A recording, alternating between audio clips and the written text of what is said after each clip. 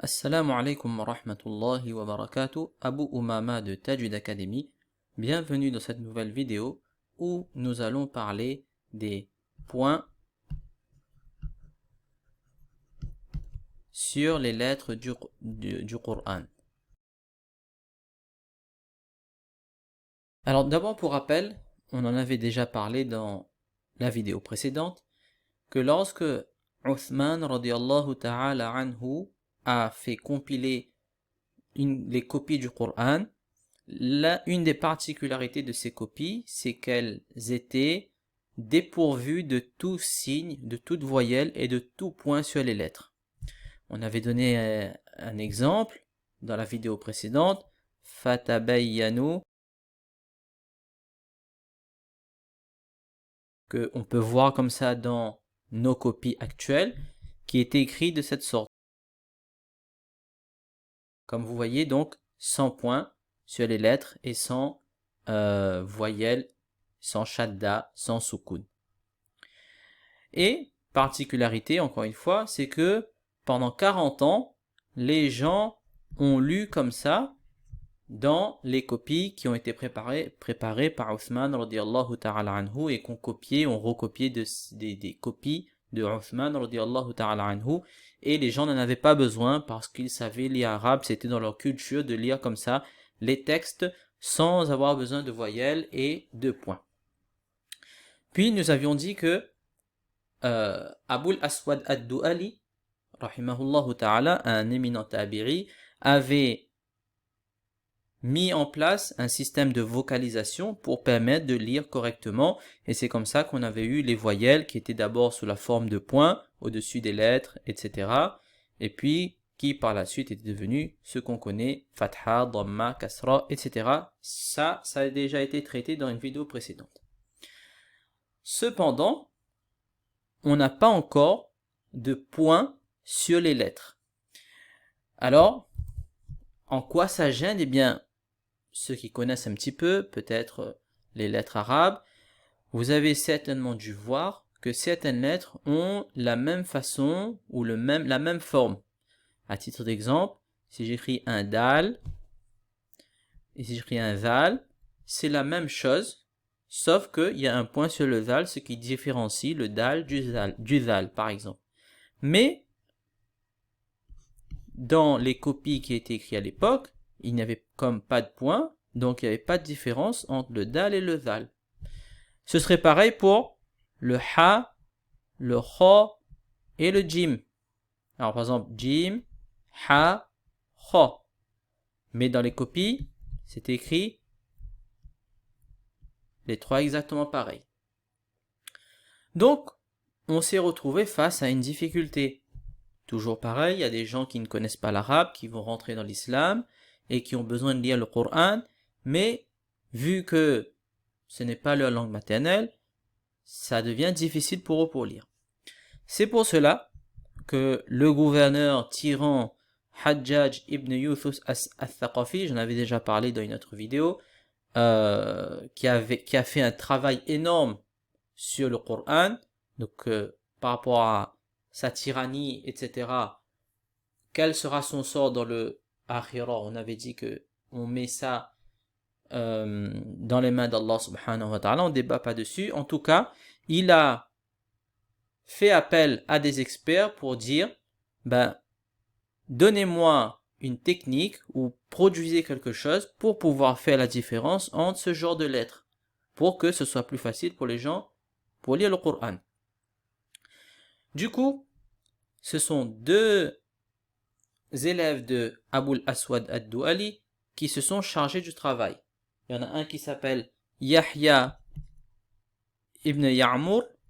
Alors Yahya bin Ya'mur. Et le deuxième qui s'appelle Nasr ibn Layth. Donc eux, ils se sont chargés du travail et ils ont produit quelque chose pour faciliter la lecture. Alors au début, ça n'est pas bien passé. Pourquoi? Parce que les gens avaient un peu de réticence à rajouter quelque chose dans les copies du Coran qui ont été préparés par Othman radiyallahu ta'ala anhu. Ils ont accepté les voyelles, d'accord, qui étaient sous la forme de points au début, puis on a vu que c'est de nos jours, c'est comme on connaît. Mais par la suite, à force d'insister, ils ont accepté que on rajoute justement ces choses-là dans les copies du Coran pour faciliter la lecture. Et qu'est-ce qui s'est passé? Ils ont rajouté des points sur les lettres pour pouvoir différencier les lettres par rapport aux autres. Donc c'est pour ça que vous avez le jim avec un point dedans, le ha sans point, le kha avec un point dessus, par exemple. Le dal et le zal avec un point dessus, par exemple. Le sad et le rad avec un point dessus, etc., etc. Du coup, il y a deux types de lettres qui ont apparu. Les lettres sans point, qu'on appelle les lettres muhmala, toutes les lettres que vous connaissez sans point. Et on a des lettres avec un point dessus qu'on appelle les lettres mu'jama. Alors, tout le monde était d'accord dessus. Il reste juste une petite différence entre les savants, on va dire, du Maghrib et les savants du Mashriq, c'est-à-dire les savants un peu de l'Est et les savants de l'Ouest, les Maghariba et les Mashariqa, comme ils disent, c'est pour la lettre Fa et la lettre Qaf. Donc, chez les Mashariqa, chez les savants de l'Est, le Fa et le Qaf, c'est écrit comme ça.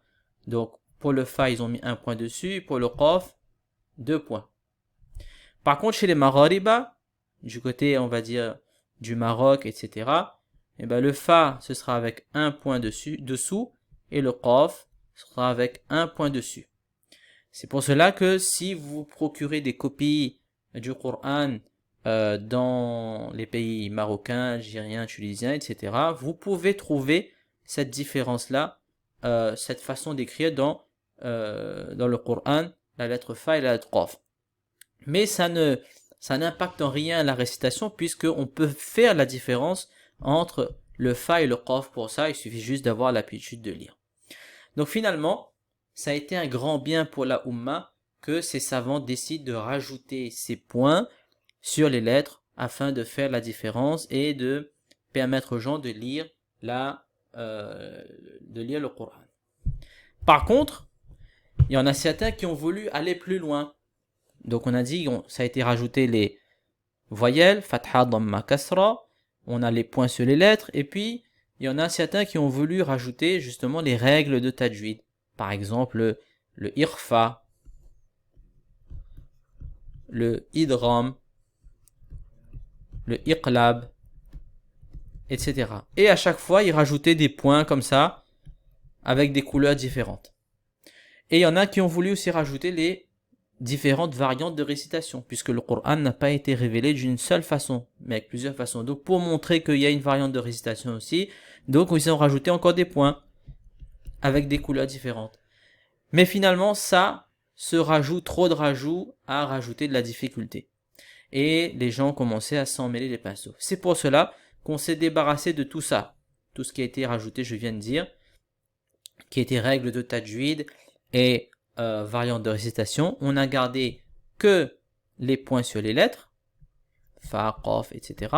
Et on a gardé les fatha, dhamma, kasra, pour que justement la lecture soit facilitée. Et c'est comme ça que maintenant tout le monde lit le Coran dans les différentes copies du Coran.